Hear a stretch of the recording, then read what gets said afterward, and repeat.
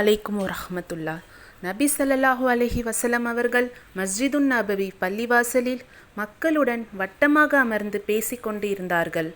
அப்போது 3 பேர் அவர்களை நோக்கி வந்தனர். அவ்விருவரில் ஒருவரோ வட்டமாக அமர்ந்திருந்த அந்த அவையின் ஓர் இடைவெளி இருப்பதைக் கண்டு அதில் அமர்ந்து கொண்டார். மற்றவரோ வெட்கப்பட்டு கொண்டு பின்னால் போய்விட்டார். 3ஆமவரோ காரணமின்றி அந்த அவையை அலட்சியப்படுத்தினார். நபி ஸல்லல்லாஹு அலைஹி வஸல்லம் அவர்கள் தமது பேச்சை முடித்ததும் கூறினார்கள், சற்று முன்னர் வந்த அந்த 3 பேரை பற்றி நான் உங்களுக்கு சொல்லட்டுமா? அவர்களில் ஒருவரோ அல்லாவின் பக்கம் ஒதுங்கினார். அல்லாவும் அவரை அரவணைத்து கொண்டான்.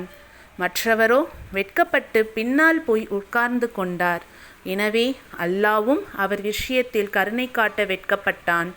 3ஆமவரோ காரணமின்றி அந்த அவையை அலட்சியப்படுத்தினார்.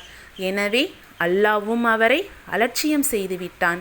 எவர் நன்மை செய்ய முந்துகிறாரோ அவரை அல்லாஹ் அணைத்து கொள்கிறான். எவர் நன்மை செய்ய வெட்கப்படுகிறாரோ அவர் மீது அல்லாவும் கருணை காட்ட வெட்கப்படுகிறான். எவர் நன்மை செய்வதை அலட்சியப்படுத்துகிறாரோ அல்லாவும் அவரை மறுமை நாளில் அலட்சியப்படுத்தி விடுவான். எனவே மார்க்க விஷயத்தில் வெட்கப்படவோ அலட்சியப்படுத்தவோ கூடாது. மாறாக நன்மைகளில் முந்தக்கூடியவர்களாக நாம் இருக்க வேண்டும். மேலும் இதுபோன்ற ஹதீஸ்களை அறிந்து கொள்ள நமது சேனலை சப்ஸ்கிரைப் செய்யவும். அஸ்ஸலாமு அலைக்கும் வரஹ்மத்துல்லாஹ்.